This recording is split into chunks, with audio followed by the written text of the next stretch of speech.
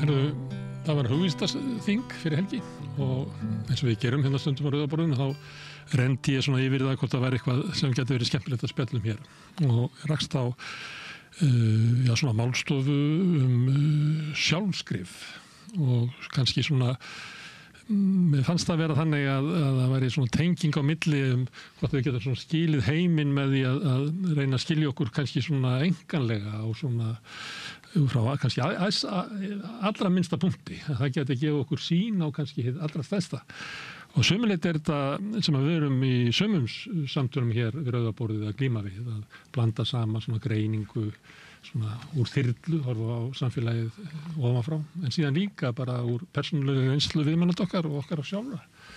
Og ég ætla að athuga hvort það væri hægt að flytja samtal þetta hérna yfir á Rauðaborðið og hingaði komið þeir sem stóðu að þessu. Það Davíð Ólafsson sem dósent í menningarfræðum í Háskólanum og Róbert H. Haraldsson sem prófessor í heimspeki og Sigurður Gylfi Magnússon, prófessor í sagnfræði. Herðu, ég byrja á heimspekingnum. Það þannig að með því að skoða svona enganlega reynslu okkar af heiminum sem að stundum flokku svona sérstaklega þegar við komum saman og viljum vera að ræða samfélagið eða heiminn að þá svona ákveðin svona vilji á því að við séum fyrst og fremst að ræða eitthvað sem sameiginlegt okkur. Þannig að leið og ég kem með einhverja enganlega reynslu og svona, þá kemur svona skrölt í þetta. Það kannski þannig að við ættum að gera meira af því að byggja á þessi svona, sem ég vil kalla svona enganlega upplifun, enganlega sýn og reynslu stöðu okkar sem einstaklings í þessum hryllilega stóra heimi? Ég myndi nú sjálfur svaraði bæði út frá svona minni ævi, hvernig ég hef svona unnið og hvernig ég svona endurmeta svolítið mín vinnubröð núna þegar maður komin alveg svona í síðasta hálfleikinn þannig og líka hvernig ég hef hugsað sem heimspekingur og þá myndi ég alveg hygglust segja sjálfur að þessi tenging sé ómetanleg, að svona tengja við þitt eigin líf, vinna út frá þín eigin lífi og já, mér finnst það svona mjög, það getur orðið fyrt sko ef þú ert ekki með neina þannig tengingu, finnst mér. En síðan þetta náttúrulega bara mjög mismunandi eftir til dæmis heimspekingum. Það þetta flokkað á mjög misjafnlega eftir hvort þeir hafi nokkurn áhuga á þessu. Ég stundum svona nefnt Nietzsche og Quine sko. Nietzsche þannig að hann búinn að semja 6 litlar ævisögur þegar hann verið 24 ára. Þá það frá því hann 13 ára og þá til hann 24 ára. Þannig að, og ef fólk þekki Nietzsche, hann alltaf að draga inn eigin hugsanir fyrri útgáfur af sjálfum sér aftur á móti. Og telur svona sín persónulega uppgötun á lífsleiðinni að hún hafi raunverulegt gildi. Hún hafi raunverulegt gildi. Og þetta túlka hana yfir í einhverju. Já, en mikið. Bara til dæmis svona eins og í Schopenhauer sem uppalandi sem eina fyrri greinunum hans og raunar má flokka sem sjálfsæfisög og þá hann að fást við það hvað að eiga sér fyrirmynd. Hvernig býrðu til heimspeki í gegnum það að eiga þig fyrirmynd. Og þá klárlega Schopenhauer svo fyrirmynd sem hann að fjalla og svo Emerson í bakgrunnum, hann aldrei beinleinis nefndur eða ekki þannig, það svona vísað óbeint til hans en það engin leið að skilja Schopenhauer sem uppalanda greiningu Nietzsches öðru svona að hann sé að fást við sitt eigin líf og hvernig þetta mótað hann. En þetta svona sittkort sjónarmið hafa einhverjir heimspekingar og kannski sumir þeir eldast því að það náttúrulega þannig að það maður eldist og kemur svolítið æskan til manns og maður vil vita hver maður sem maður kannski gleymdi svolítið á svona hápunkti ferilsins þá var maður alltaf svo faglegur sko og svo kemur hérna drengurinn til manns og maður verður að gera eitthvað við hann af því að maður þarf að fara með honum í gröfina drengnum. En það þannig að því ég kannski haldið fram að til þess að skilja heiminn af því að við erum bara fast við skilning okkur á heiminum og okkur algjörlega ómögulegt að horfa á hann með guðsögum. Að með því að þykjast geta gert að horfa á hann með guðsögum að þá séum við einhver leið að segja ósatt. Þess vegna verðum við alltaf að hafa hérna engalegu sýn.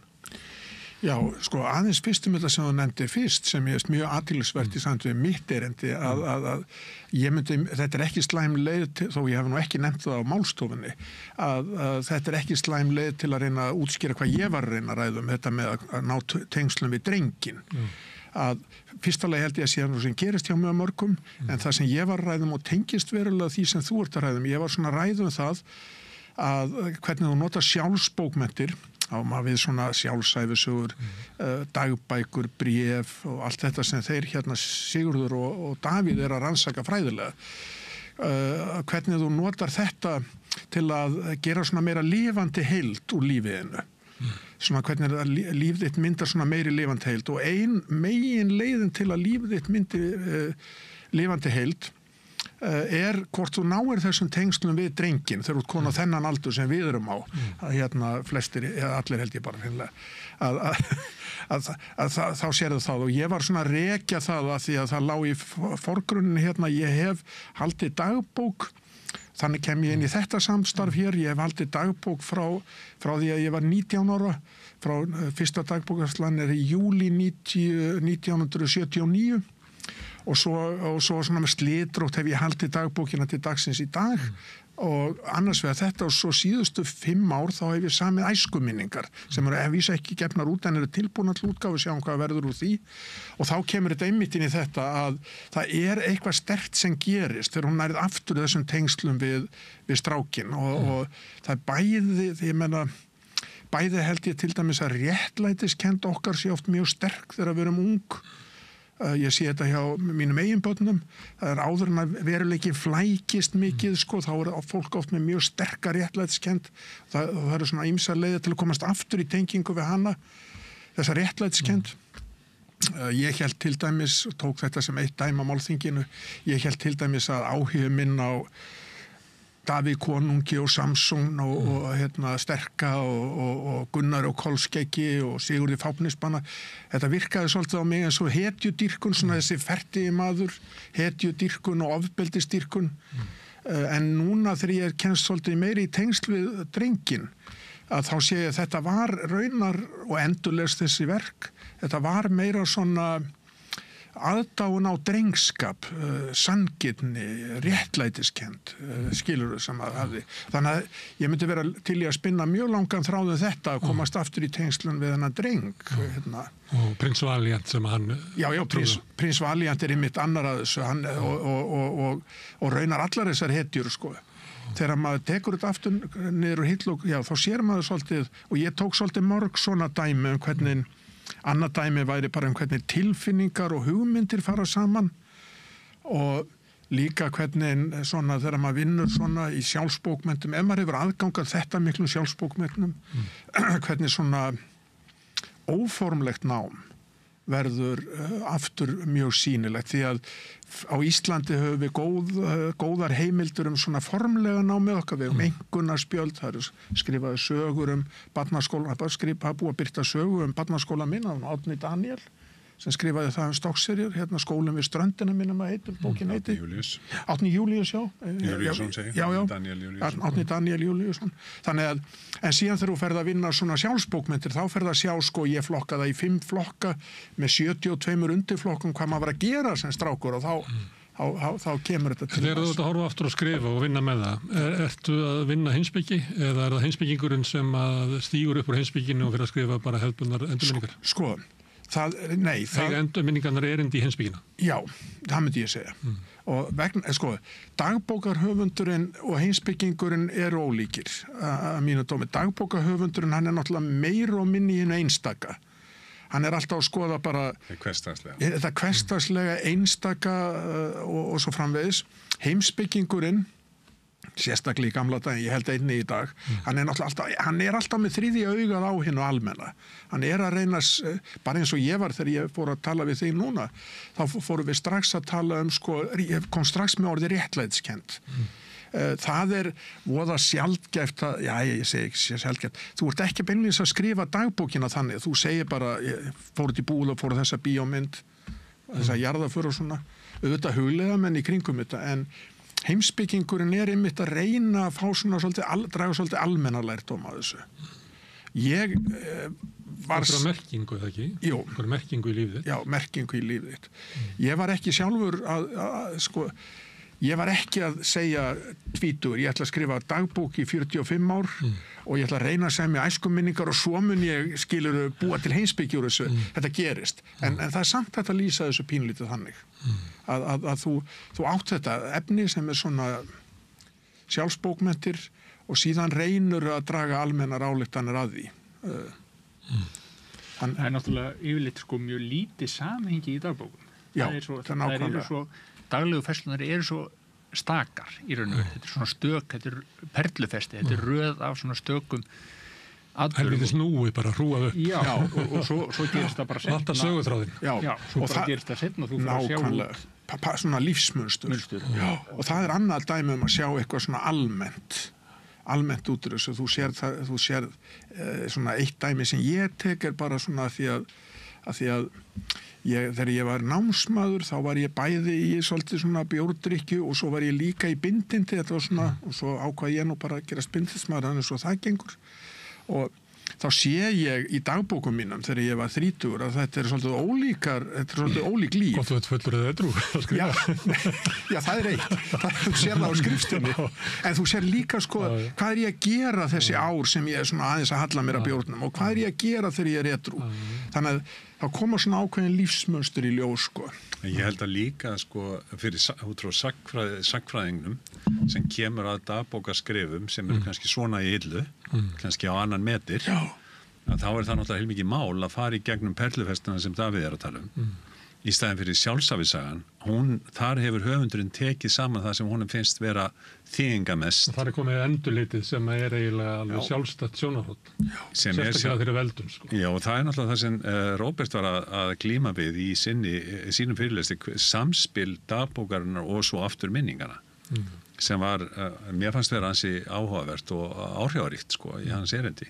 Og þá getur maður spurt sig bara sem sagfræðingur, hvort er meira mark á takandi sko? Er það þetta hráa sem rennur úr pennanum bara svona seint að kveldi, hvernig þessi dagur var og eitthvað svona, eða þetta sem að eldri maður er búin að prósessera og tengist þessum flokkun sem þú varst að tala sko, er þetta réttlætingarit, er þetta eitthvað svona játning eða hvað tilgangi hver er hvatinn að bakvið þjónar sko ævisagan en dagbókin er svolítið hrá að þessu leyti. Getur komið hann óvart líklega, en horfir á hvaða var sem að var að liggja á manni. Og það getur þurft að strikka út og klippa út og fjarlægja eitthvað sem mönnum kannski líkar ekki þegar þeir byrja að vinna. Já, það er fyrir ekki að ég ætla að skjóta það er bara, ég í öllum mínum dagbókum þá hef ég bara einu sinni klippt út blaðsíður og ég drullu sér eftir. En ég held að sko mín kenning í samband við sjálfsævisögun er að það sé ekki sko það eru þetta endurlit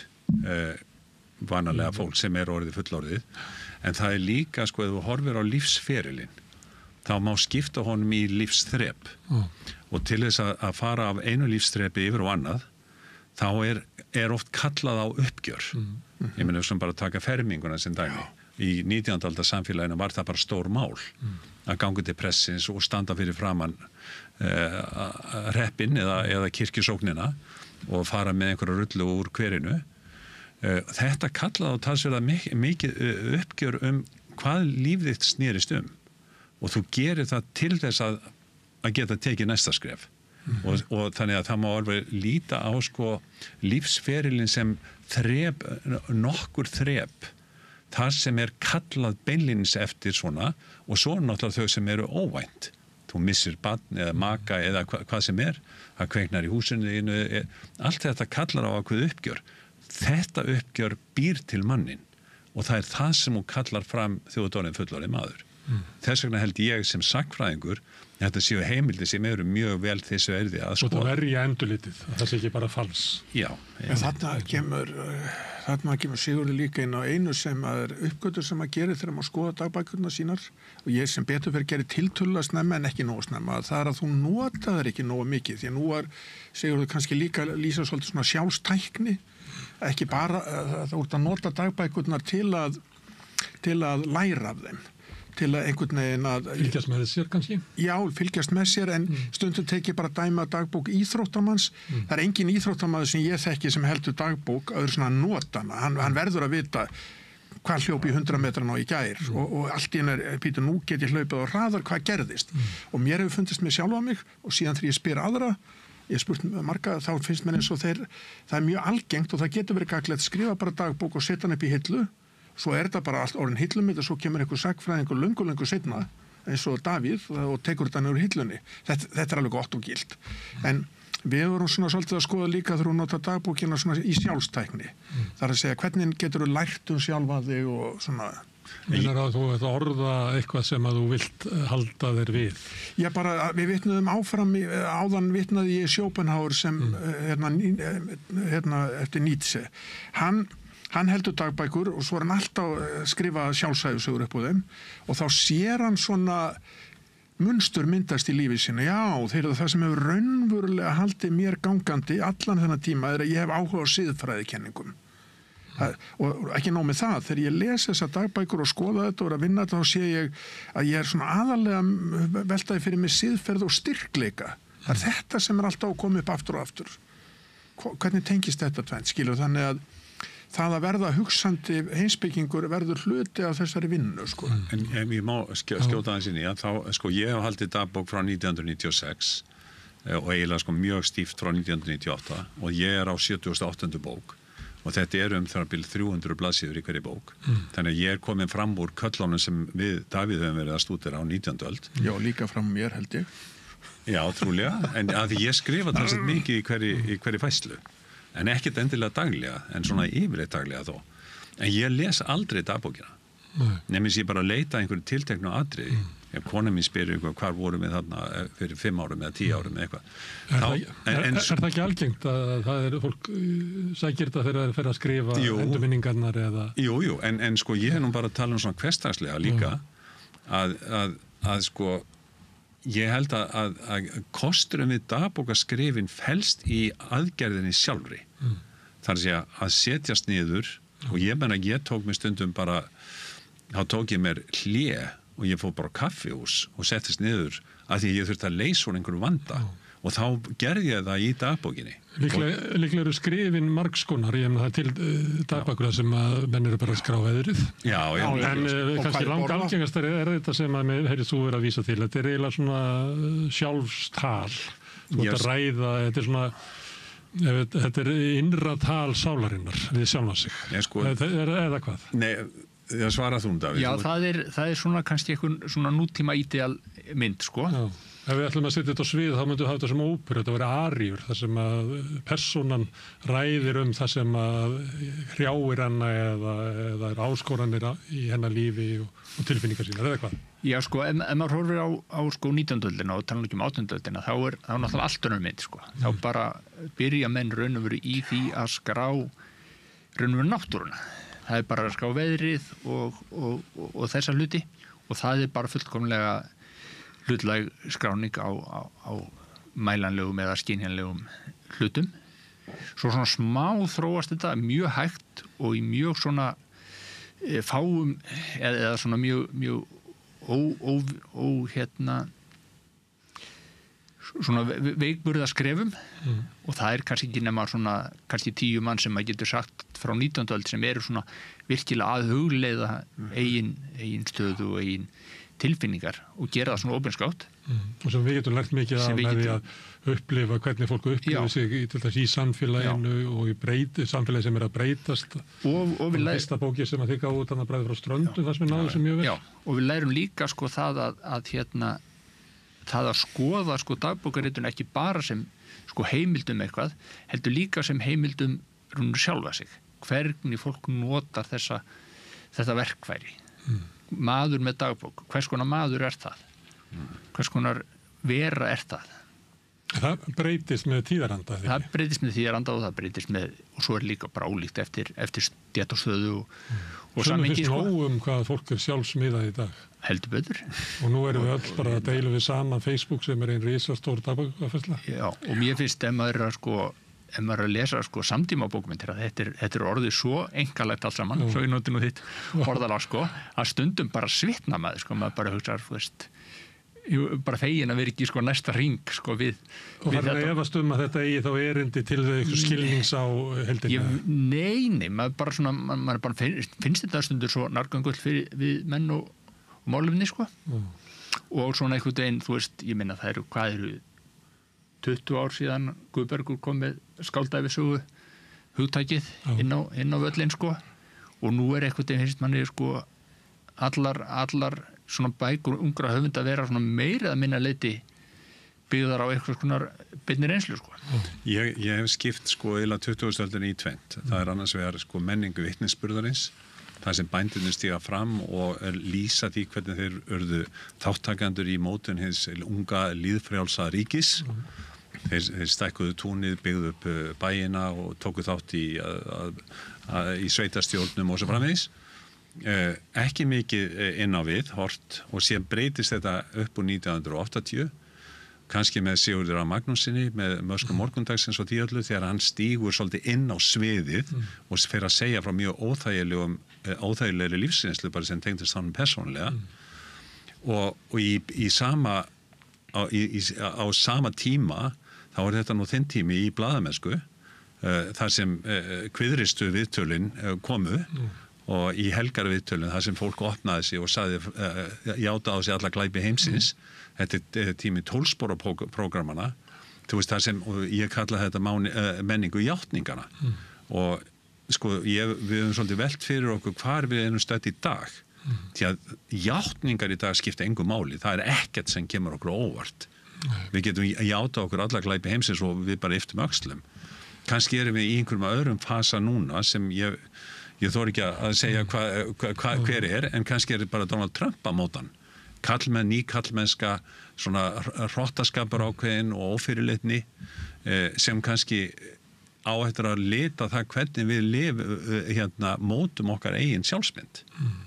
Þannig að það má skipta þessu tímabili sko, menningin hefur mjög mikil áhrif á hvernig við munum liðna tíð sko. Þú varst að tala stöðu okkar í samfélaginu, fyrri hlutur sem þú ert að lýsa er fólk sem lifir í þorpinu og telur sig vera hluta þorpinu, en við lifum miklu meiri einstaklisíkju tíma í dag. Blessunlega, segja samir. Þú varst að tala sko Auði Haralds hérna í síðustu sesjón sko, hún náttúrulega, hennar bók er náttúrulega rosaleg sko innlegg inn í þetta sko. Hvenær kemur hún út? Hún kemur 79, já. Já, þetta er á sama tíma. Já, Eldhús. Kundasetja. Já, Kundasetja. Óbóðslega persónuleg og óbóðslega sláandi og einhvern veginn og þá var nú samfélagi ekki alveg tilbúið að taka þessu þó ekki allt samfélagi, ekki svona yfirlagi en hún náttúrulega naut sko gríðarlegra alþýðuhylli sem má eiginlega ekki gleyma sko. En ég tengi þetta sjálfur sko því ég kem ekki svona inn í þetta með svona mikil yfirsýn eins og þeir en ég tengdi þetta alltaf svolítið við Þórberg því að hann var bæði með dagbækur og ég vissi alltaf á því að það var nú ástæðan fyrir að ég byrjaði á þeim og gaman að í fyrstu fæslunum minni er ég að ræða Þórberg og ætla að fara að kíkja á handritin hans en líka náttúrulega hann fer óvenju langt með það sem þú spurður sko að yfirvega hann er alltaf að koma með heimspeki og trú og notar þetta allt einhvern veginn til að stilla sér sjálfum upp hann verður eiginlega bara svona frík í höndunum á sjálfum sér. Já, hann er reyna að skilgreina hvernig þetta fyrirbrigði gat orðið til. Já, hann gerir þetta, hann fer alveg í þáttunni, ég hugsa sko, já, það er ljósár frá því sem ég hef verið að gera, ég hef aldrei farið þetta langt, en það er svona dæmi í mínum hugum einhvern sem sko skrifa dagbók, skrifar upp í ævisögur og fer alla leiðin í þetta að búa til úr því einhverja svona En hann sko, ég meina Guðbergur Bergsson, hann finnur upp þetta hugtak skáldæfisaga, en það má eiginlega alveg halda því fram að sko það fyrirbæri hafi verið til alla 20. Ég bara veit að því ég hafi gefið út bók sem var sumleiti byggt á minningum, málsögn mannásmorðingja sem var svona innlegginn í eitthvað, ég veit ekki út hverju ég skrifa þetta. Og ég held að það komið árið á undan og ég hugsaði sko fjandinn þegar Guðbergur kom með þetta því þetta var náttúrulega akkurat það sem ég var að reyna að gera og líklega Auður Haralds og allir aðrir. Já, og í raunverulega líka Þórbergur miklu fyrr og í sjálfum sér minningarrit Laxness eru þannig líka. Já, en finnst ykkur ekki mikil munur á allumis dulmagni bernskunnar og steininu þarna sem hafið hjá Fáar, hjá Guðbergi, mér finnst það margfalt nær ævisögu heldur en Þórbergur. Sjálfsævisögu. Já, sjálfsævisögu. Mér finnst það miklu meira svona, ef hann hefði ekki búið til þetta hugtak fremst, að þá, ég meina þú ert allavega að lesa í dulmagn, ekki faður og móður og dulmagn Bergssonar, að þá þetta hann ekki að búa til svona rosalega ímynd eins og Þórbergur sko. En ég meina Þórberg eins og bara íslenskur aðall, það náttúrulega mjög byggt á hans ævi og líka reynilega bara svona þarna í Söðursveit sem eru minningar. Já, það seinna, en sko ég meina, ég held að Þórbergur sé öðruvísa tíleiti að menn bara trúði ekki því sem hann var að segja. En Guðbjörg, sko, maður hafði það alltaf á tilfinningu að það væri heilmikið á bakvið þá sögu, sko. Guðbjörg, að Þórbergur var miklu meiri bara ólíkindatól, eða fríkið eins og kallar það í eigin höndum, sko. En 20. náttúrulega mjög erfitt með að sko ná einhvern tökum á Þórbergi og erfitt með að raunveru skilgreina sem sko rítvönd, sem skáldsagnaðhöfund, af því að það er ekki til einhvern veginn svona hugtakarammi utanum svona. En það er bara athyglisvert að þú spurðir Gunnar í upphafi sko hvort það væri verið að nota þetta til að finna út eitthvað almennt eða lífsýna. Þórbergur er klárlega þar.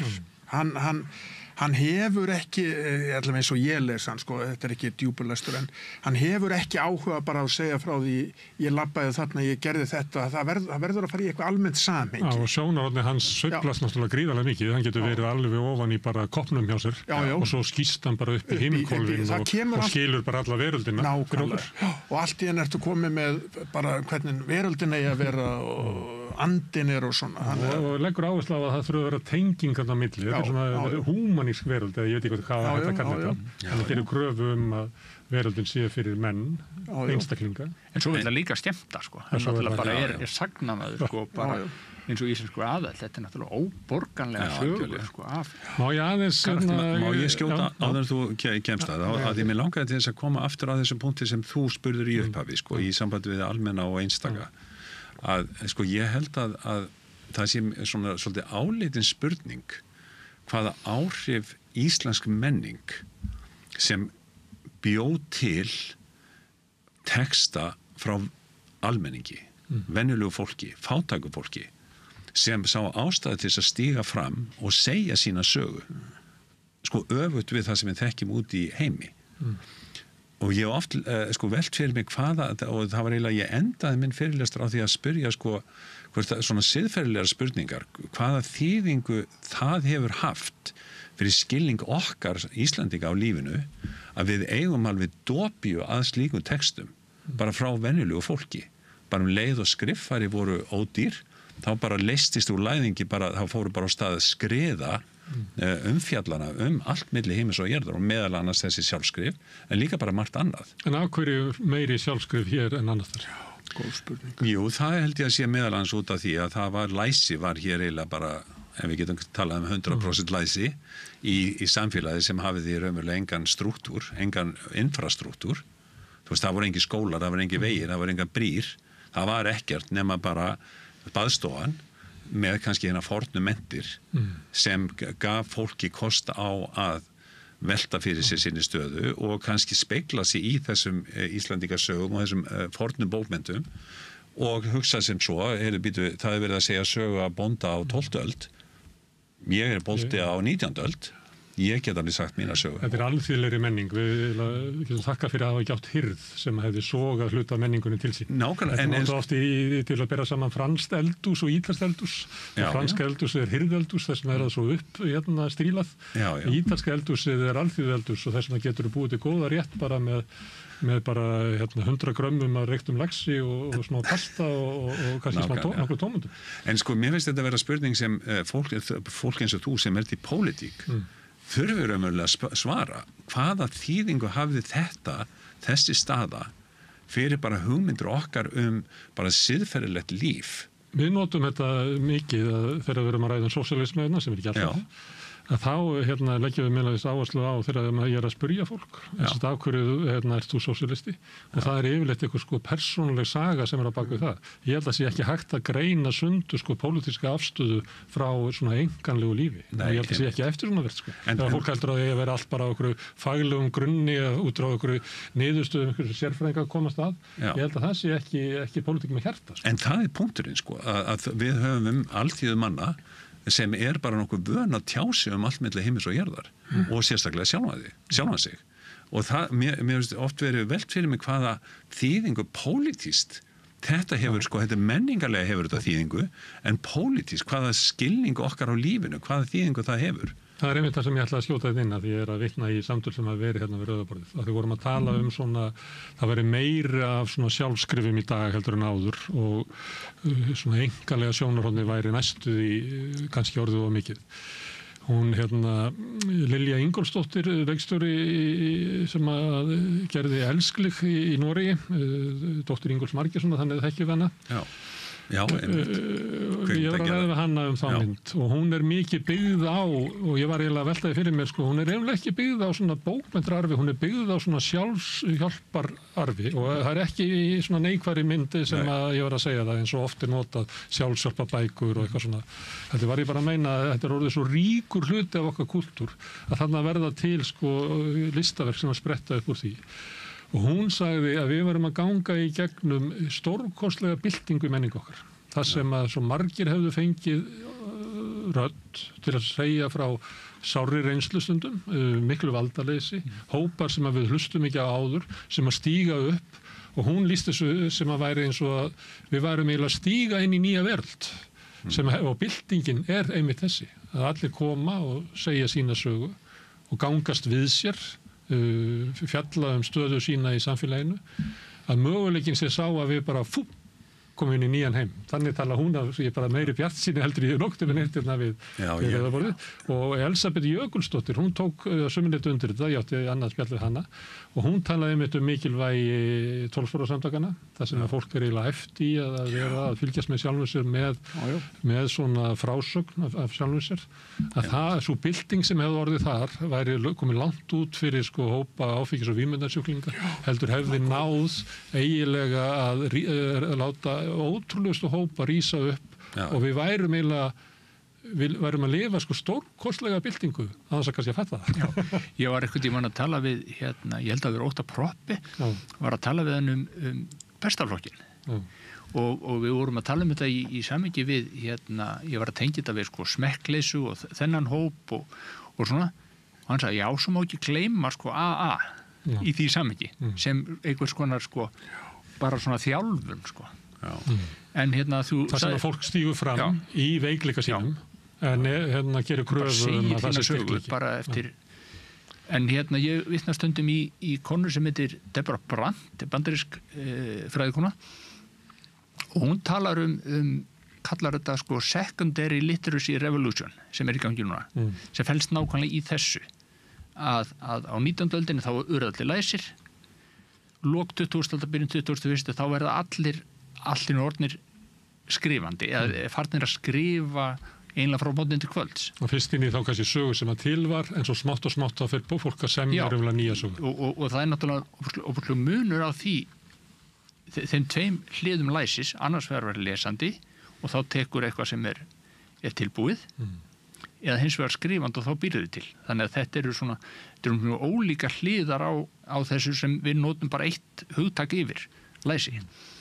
Þarna er líka því að við erum að tala um þetta svolítið víður samhengi. Þarna held ég að sé svolítið, þetta er alveg rétt, við erum komið með samfélagsmiðluna og á þessar nýju leiðir. Á sama tíma er þetta gamla innanum, þannig að við erum ennþá verið að birta gamaldags sjálfsæðisugur eins og þessar sem ég er búin að semja, sem er útgefin. Og þannig að það er hellingur að fólki gera það. Og þá bara svona gaman að velta upp þessari spurningu í þessum gamla stíl eða þú skrifa svona bók það er svolítið öðru seldur en að birta á Facebook eða samfélagsmiðlum að því leyti að þannig upplýði ég það allavega að í þessu gamla, þessu að semja svona einhvers konar sjálfsæfisögu eða hvað það er að þá eiginlega er ennþá svolítið stíf spurning hvaða semst, ég að leita rétt á orðinu, hvaða rétt hef ég til að gefa þetta út, hver relevansinn sko, fyrir mér það opbóðslega raunveruleg spurning, skilur við erum komin einhvern veginn með samfélagsmiðlana þá bara býrðu til eitthvað svo ítur á og kannski kemur aldrei upp þessi spurning sko, en þetta nú kannski eitthvað sem Sigurður og fleiri og Davíð, þeir hafa náttúrulega verið að opna þetta með einsögun, að allar einsögur skipta máli einhvern veginn, en má ég spyrja þá að því að sem relevans, þú ert að skrifa æskuminningar. Er það vegna þess að við ættum allir að gera það eða er eitthvað í æskuðinni sem að kallar á uppgjör hjá þér? Já, þetta einmitt spurningin sko sem þetta einmitt spurningin sem ég var aðeins að brýta upp á og það aðeins svo almennt að segja hvort maður eigi að gera þetta eða ekki gera þetta. Sko, fyrsta lagi hefði ég, þegar þú spyrt, er þetta eitthvað sem allir eigi að gera, þá hefði ég sagt nei áður en ég gera þetta sjálfur og já eftir ég er búin að því. Skilur, ég hefði hiklaust sagt nei, en eftir að við Sigurður höfum nú rætt þetta fram og tilbaka að þetta hefur gríðarlegt þerapeutískt gildi held ég fyrir fólk og það ekki endilega því að það sé eitthvað svona risastórt þarna sko. Heldur bara hreinlega aðeins meira það sem við rættum í upphafi að ná tengslu við, nei í mínu tilfelli er það við drengina því að þinn drengur afskiptur já, einmitt eitthvað svoleiðis en í mínu tilfelli má ég spyrja því, Robert, var þinn drengur afskiptur? Já, sko, ég vil nú ég fekk nefnilega að senda hérna frá vinkonu minni mynda með 12 ára og ég eiginlega ennþá í sjokki 3 mínútur seinna mér fannst svo mikil sorg yfir þessu barni ég verið að hugsa, sko, ég verið að finna hana dreng sko. Já, einmitt, ég hef séð mynda sjálfur mér svo ég takk undir þetta sittandi á rúmstokki og ég fekk svona, sá eitthvað afskiptur en þar fyrir utan og maður vilja fara mikið út það, þá átti ég svona það sem kallað erfið æsku sko, ég var á svona, þú veist, vistheimilum og svona Sílungapolli og Reykjahlíð og Vöggustofun og þetta allt sko. Foreldrarnir með svona takmarkaða foreldra getu nákvæmlega, þannig að það var nú svona ástæða fyrir ég byrjaði á því sko að þú ert þá með eitthvað svona tímabil en ég að halda þeirri spurningu aðeins frá hinni sem við erum að ræða sko að í gamla daga þá held ég að fólk hafa alltaf þurft að spyrja sig hvers vegna ég að gefa þetta út, hvað erindi á mitt líf til annara. Já, sko, ég meina í þessum skrifum mínum þá hef ég skipt sko bara, þá hugsa ég út í hvatan af því það náttúrulega bara sem sagnfræðingur þá vil ég fá að vita hvað liggur á baki skrifunum, hvernig get ég notað þau og þá eru bara, það alls konar flokkar, réttlætingarrit, það áróðisrit, það pólitískrit og þú nálgast slíkar bækur bara með tilteknu hugafari en sko í sambandi við byltinguna sem þú ert að vísi og að ég hlusta á viðtalið við kvikmyndagerðarkonuna dóttir, mjög athyglisvert viðtal og en sko ég held að ástæðan að þetta skipti máli í dag er þessi grunnur að þjóðin er vön að tjá sig og að það sko ég meina ég notaði 1100 sjálfsæfisögur, endurminningarrit og samtalsbækur frá 19. öld og fram til 2004 í mínar rannsóknir. En það náttúrulega miklu meira til. Þú veist bara sögur brot alls konar sem bæði óutgefið og gefið út í alls konar tímaritum og þess áttar. Þannig að þetta er svo djúpt í okkar þjóðarsál og við höfum náttúrulega orðið yfir þessa tegund, það bara þjóðlegu fróðleikur sem fólk bara elskaði að drekti sig í. Sem er náttúrulega einn stóra samingi íslenska bókmenntar. Já, í raun og veru er það Íslendingasögunum og þetta er eins og í raun og veru bara eins og þjóðlagatónlistin í Írlandi sko. Þetta er svona einhvern veginn tónnin og suðið og tengist því sem ofta sagt Íslendinga, þeir skilja allt í sögum og annað slíkt, það sé ekki góður í hugtökum og annað slíkt en sko þetta er mjög ríkur þáttur í okkar menningu. Algjörlega, en sko fræðasamfélagi vildi ekki það þessu vita bara lunga á 20. öld. Það er ekki fyrir svona jólasveina eins og við Davíð komum inn á svið að við förum að veita þessu athygli og ástæðan fyrir því að sagnfræðingar vildi ekki nota þetta var að því höfundurinn var óljós það vissi engin nákvæmlega hver var höfundurinn þess vegna var það svona ítt út af borðinu fyrir utan það að þetta persónulega þótt ekki áráðanlegt. Það er bara máða og það er ólíkt eftir tímabilum. Ég nefndi misti út mér Jónis Birkiland sem náttúrulega brýtur í blað, hann eiginlega innleiðir sjálfsvorkunina inn í íslenska bókmenntir með stórkostlegum hætti og sem að sumuleyti hann myndi ekki skera sig svo mikið úr í dag en á sínum tíma þá var þetta ævintýrlegt að hann gerði þetta. Þannig það er eitthvað svona lag og hvað þarf til þess að fara þarna upp og það líklega miklu víðara núna en hefur verið miklu þrengra á tímanum. Svo ég veit nú aftur í svona persónulegt að ég var alltaf hvatti mömmu til þess að skrifa endurminningar sínar. Hún var svona mikil sagnamanneskja og kunni svona margar sögur og það endaði með því að hún skrifaði það upp. En það voru bara 12 síður. Það taldi hún vera sína ævi og ég las þetta upp í útverðinennar sem bara líkræðu. Þetta var ekki lengra það. En hún var bara ekki stærri í heiminum heldur en að hún taldi sem geta náð og þetta er ekkert hana. Þetta er bara fólki sem hún getist. En þarna sko, ef maður fer yfir þetta aðeins svona filosófísta þá við nefndum Guðberg og Þórberg og sko margir, akkur ég lesu við það er náttúrulega hluta til að því að þeir náðust bara svo miklu valda á málinu þannig að þeir losa sig við sko, ég meina þú nefnir móðina, ég geti nefnt mörg svona dæmi, ég hef ymmit eins og Sigur var að nefna, ég hef verið að safna þessum svona safnritum þar sem er ymmit oft bara 10-30 blaðsíður, þú veist, faðir minn læknirinn, móðir minn húsfreyjan, allt þetta sem það finnst þér áminningur að ef ég fer að skrifa endurminningar ég get lofa ykkur að það er því sko óheyrilega langt. Það er munur á mér og mömmu. En nákvæmlega, en sko þannig að þeir losa þennan mælikvarða að ég barðist ekki á vígvellinum eða neitt svoleiðis, en ég get sagt mjög sniðulega frá því. Ég gekk í Þórbergur, hann lýsir því hann lappar í kringu tjörnina og hálf þjóðin er að lesa það, af því að hann er að hugsa ég var óléttur eða eitthvað svoleiðis. Þannig að ég held að þessi mælikvarðar að það þurfi eitthvað að koma til, þeir eru ennþá í gangi en þeir hreyfast líka svolítið skiluru og þeir fyrri menn hafa hjálpað okkur skiluru eins og þeir opna þessa dyr skiluru ég les mikið Hannes Pétursson hann er náttúrulega jarla í tímanum með guðdómleg bók af mýrdómi en það er náttúrulega út af þessu valdi á málinu. Já, líka náttúrulega bækurnar 4 sem er svona þjóðlegu fróðleikur Misskipti mannarláni sem er bara stórkostlegur texti. Höfunda eins og Karl Ove Knausgård sem að skrifa bara 7 binda ævisögu þar sem bara allt kemur fyrir sko, einhvern veginn og endalaus smáatriði. Það er alheimurinn inn í höfuði á manni. En það er náttúrulega það sem gerist sko. það er það sem gerist hjá Sigurði Magnússyni að hann byrjar raunverulega sko, með svona skáldafi sögulegum taktum og svo endan hann á að gefa þetta voru held í 7-8 bindi þegar við fór staði og það var bara orðið svona ennónist þessu dagbók fór í flugvél, settist við hliðin á konu hún sagði mér þetta, fórum út og fengum okkur, þú veist, það verður svolítið, þá fer hann úr sko þessum svona skáldlega í bara þetta dagbókar dokumentasjón.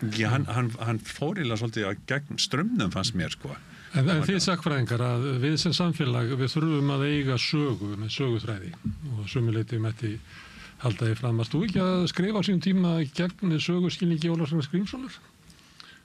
Jú, stundum. Já, það sem er svona dæmi það sem er svona bara gamall úrsergengin söguþráður sem að lifir vegna þess að sakfræðinni hefur einhvern veginn mistekist að búa til þráð í stórsöguna sem við lifum. Og núna er þið að leggja mikla áherslu á þessar enganlegu dagbókabrót og eins og Sigurður Magnússon endar bara í dagbókum. Já.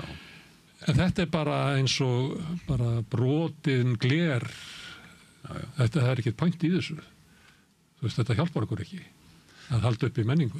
Davíð kannski svaraði þessari spurningu. Já, nei, ég meina þetta er alveg örsmál spurning. Sko, það er sko, eitt af því sem að þegar að vera myndast við það að snúa hugtakinn microhistory yfir á íslensku. Það kom Sigurður Gylfi með innsögu og ég man að einn gagnrýndi að segja þetta væri nú svolítið skrítið af því að þetta væri raunveru andstæðan við innsögu.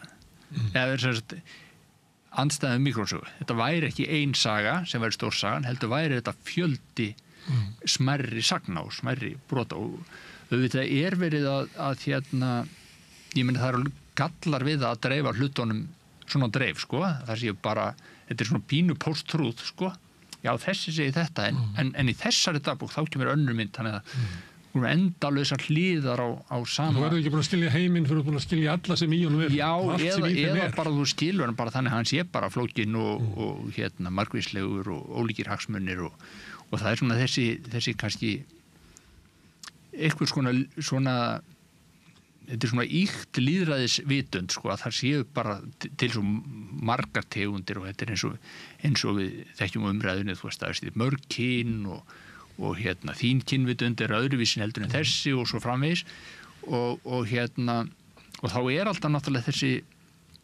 þessi svona balans á milli, þú veist, þessara fjölbreytu sínar og síðan eitthvað sem svona bara anything goes.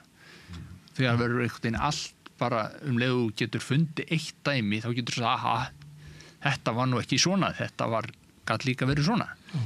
En þetta eitthvað sem að Fólk verður örveldingafull gagnvart þessu. Það getur orðið það sko. Menningararfurinn okkar getur bara guðið upp, muni getur greinaskrifum í lesbókinni aldamótin Kristjáns. En ég meina þá náttúrulega held ég það verður að ræna okkur sannleikunum. Já, í framhaldi af þeim greinaskrifum, ég held að það hefur hreyft við mjög mörgum. Að menn áttuðu sér svolítið á sko að sagan sem hafði verið menn voru að segja eða halda á lofti þessi yfirleitt saga sem einkenndi til þessi íslensku sögustofnunina að hún var náttúrulega bara fabulasjón þú veist, vegna þess að menn voru alltaf að breiða yfir þekkingarleysið stæðan fyrir að fara niður í einingarnar og vinna úr því sem þú raunverulega hefur og tala það sem götur niður í þekkingunni þú veist, þá ertu raunverulega þú ert að tala Gunnar Smára og hans líf þú hefur ákveðnar heimildir hann en það ákveðnar gloppur í heimildaforðunum sem tengist þessum tiltekna einstaklingi og þá ræður við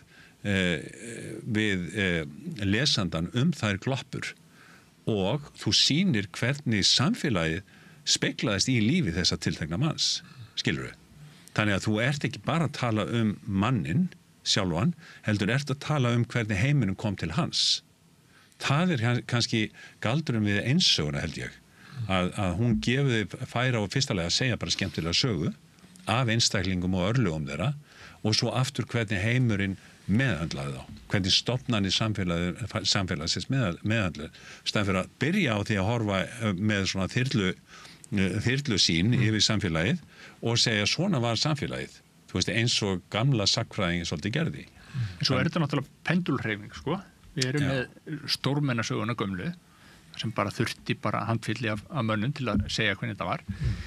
Svo kemur félagsagan og segir býtu, en hvað með 98%? Þurfum við ekki og hvernig nálgust þið þau? Við þurfum að finna, þú veist, hvað voru margir vinnumenn á Íslandi og reyna svona greina þann massa einhvern veginn, sko. Skoða hópana, sko. Og bara Það lendur líka oft í vandræðum með það að reyna að búa til svona meiri hlutasögu, hún getur líka verið svolítið. En það svona mjög eðlilegt múf í sakritun að gera það. Nú erum við bara hætt þessu að horfa á Jón Sigurðsson og Jón Saltingarsson, nú ætlum við að reyna að þú bara rest, hvernig hafði restina? Og þá fara við náttúrulega í þetta og ná bara, ég meina þetta ekkit íslenskt, þetta öll evrópsk og bandarísk saga svona, mikið hluta 20. aldarinnar og þetta náttúrulega ofboðsleg svo lýðræðis vakning í sögurreitum. Tengist náttúrulega stúdendabildingunum og svo fara menn bara að hugsa, býtu, ok, við erum með þetta og við erum með einhverja kategóriur, það er verkafólk og það hafði það svona. Svo kemur náttúrulega ljós að það átti ekki við allt verkafólk. Og svo bara, en býtu, svo eru bara þjóðerni og minnihlutahópar og kyngerfi og allt þetta.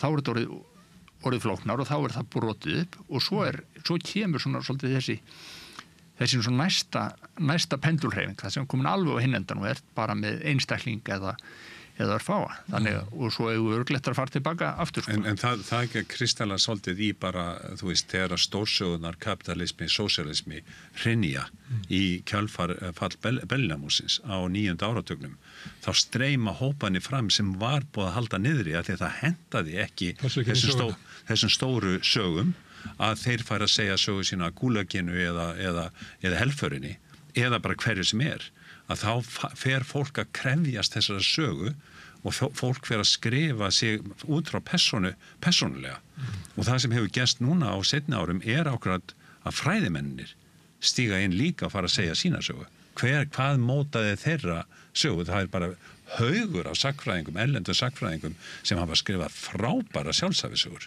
Erik Hobsbawm, frönsku sagnfræðingarnir meira minn allir, mjög mikið af bandarísku sagnfræðingum og ég held að Róbert sé í þessum fasa. Hvað segir þau? Slúm býða með það.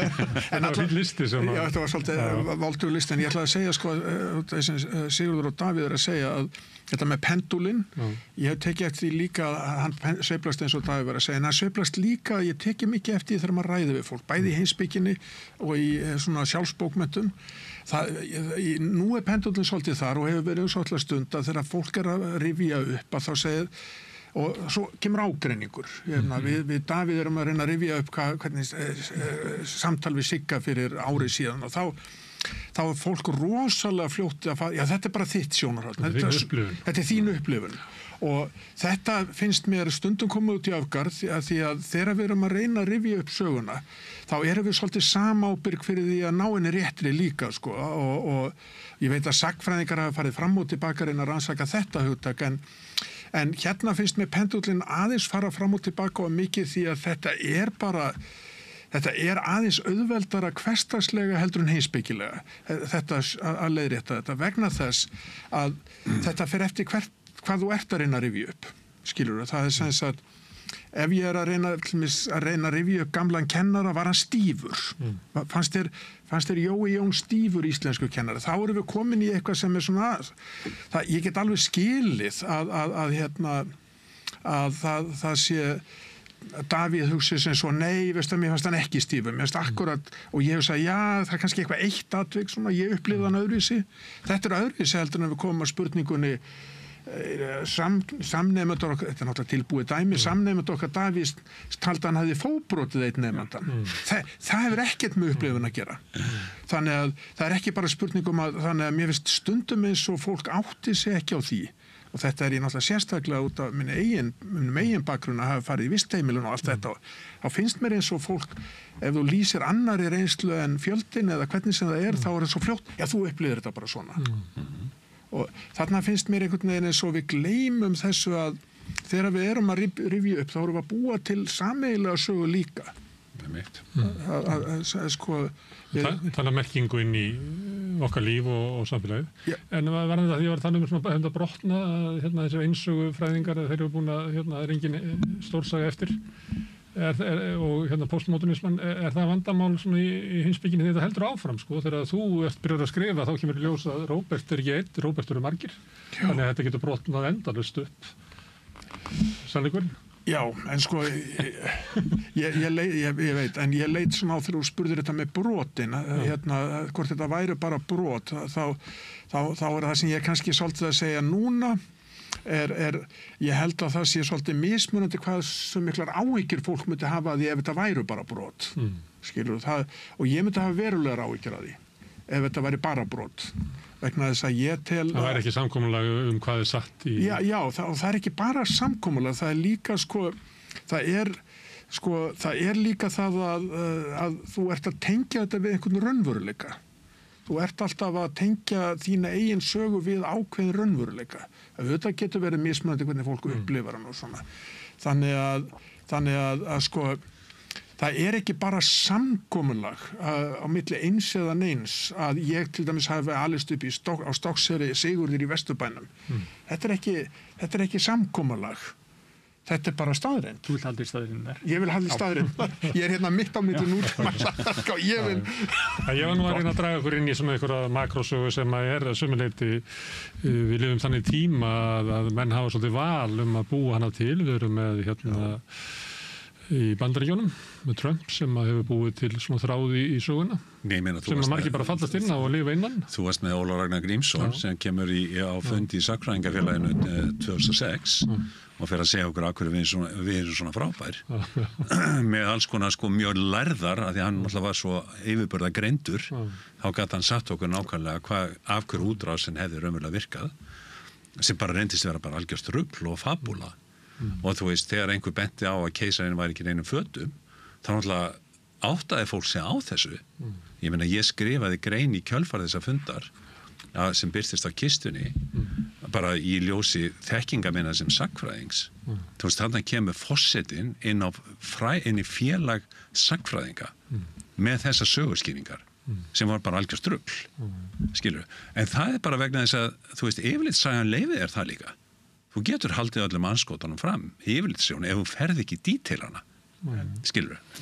Bara maður skjóta í eins að sko, nú erum við búin að vera ræðið saman hérna og eitt af því sem þú hefur nefnt og ég er hjartanlega sammála. Já. Bara eftir því sem ég er hversu okkar þjóð eða þeir sem hafa búið á þessu landi, hvað þeir skrifa mikið, skilur við. Hvað ef Ólafur hefði nú bara verið með þannig sögu, skilur við, ef hann hefði bara verið að segja, minn skilningur sá að þessi þjóð sérstök að því leiti til að hún skrifar mikið og mikið sjálfsbókmenntum. Það er eina sem ég er að meina að þá eru við að taka þátt í því að búa til ákveðin skilning á þjóðinni sem hvílir á einhver raunverulegu. Já, ég meina Jóhannes Birkelund hafði náttúrulega ákveðna skoðunir á hvernig lífið þróaðist og hann kemur því á framfæri í sínum skrifum.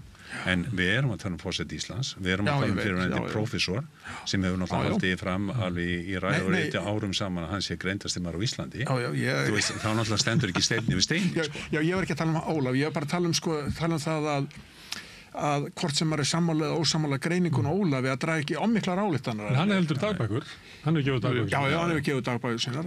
En ég bara meina, ég var bara að reyna að ítreka þennan punkt að við erum líka að byggja okkur sameiginlega sögu og þar þarf maður að vera að vanda sig við það að sjá, er ég að muna rétt? Alveg rétt. Það má ekki allt í þessu, því við nefndur á Ragnar og dagbækur hans, að ég náttúrulega skrifa á sínum tíma dagbækur hans.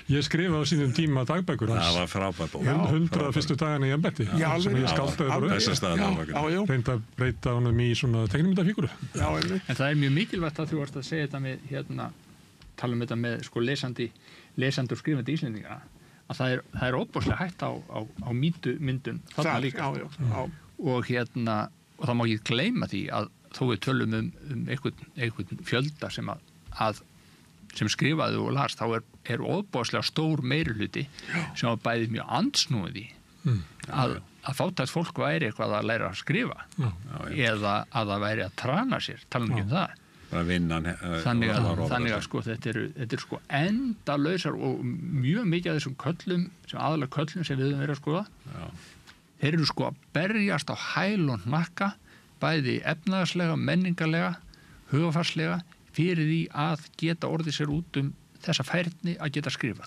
verða svo pappisnifsi búa til blek tálkapenna, allt þetta. Þetta er allt baróta. En mjög mikið af þessu fólki er mjög upptekið af sannleikanum. Já. Það er mjög algengt í sjálfsæfisögun til dæmis að það tekur mjög skýrt fram að þessi saga er ótrúleg sem ég er að segja, meðal annars að var svona nýði í barnæsku, fósturbörn á heimilum og svo framvegis. En þá segja að það eru aðilar sem eru tilbúin til þess að sko staðfesta að saga mín er rétt. Magnús H. Magnússon sem við höfum nú unnið, ég hef svolítið unnið með hann er bara, þú veist, öll hans dagbók, hann er að ávarpa framtíðina til þess að segja frá því Já, hann er að ganga fyrir réttin sem er bara framtíðin og þar er hann alltaf að ítreka það sem ég segi er rétt og það er fólk sem getur staðfest það sem ég segi. Herðu, Davíð, Róbert og Sigurður, kæra þakki fyrir að koma hingað. Ég er svona framhald af því málstofu sem þið voru með og takk fyrir að þola það að ég sé að teygja umræðina kannski langt út fyrir þess að þið voru fjallum eða vildu fjallum. Og líka taka þátt í svona tilraun, ég veit ekki hvað þið að veita til ykkur heiðurs að þá vitna í mömmu og ljósmynda sjálfum mér og ýmislegt úr engarlegri reynslu minni til þess að gleðja ykkur. Og það er allt satt sem þú sagði.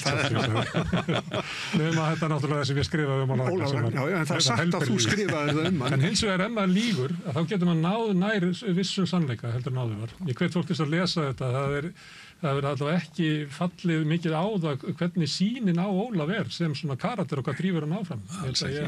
Þetta er miklu uppáhald með þessi bók. Já, það er hérna, þetta er... Kæra þakkir aftur. Kæra þakkir fyrir að bjóða okkur. En við höldum áfram hérna við Rauðaborðið, við erum alltaf reyna að skilja sjálf okkur og samfélagið og heiminn allan. Næsti kafli er eftir augnablik. Hjálpið okkur að byggja upp dreifikerfi samstöðvarinnar með því að læka síður samstöðvarinnar á YouTube og Facebook.